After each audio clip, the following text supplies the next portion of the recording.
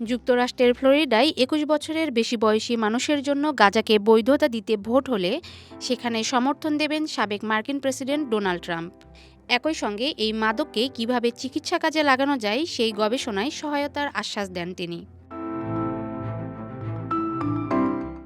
আসন্ন প্রেসিডেন্ট নির্বাচনে তিনি প্রধান বিরোধী দল রিপাবলিকান পার্টির প্রার্থী হিসেবে লড়াই করছেন।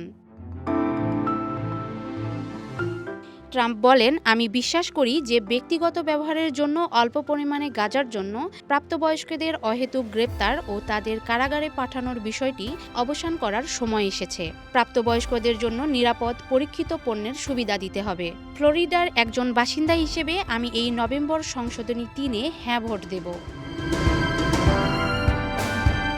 অপরদিকে রাজ্য অনুমোদিত গাঁজা বিক্রেতাদের জন্য নিরাপদ ব্যাংকিং ও একটি কমন সেন্স আইন পাশ করতে মার্কিন কংগ্রেসে কাজ করবেন বলেও জানান এই রিপাবলিকান প্রার্থী।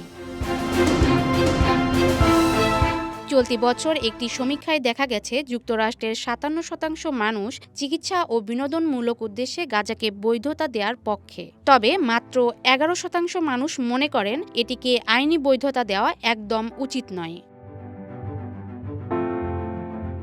ডেস্ক রিপোর্ট, সাম্প্রতিক দেশকাল।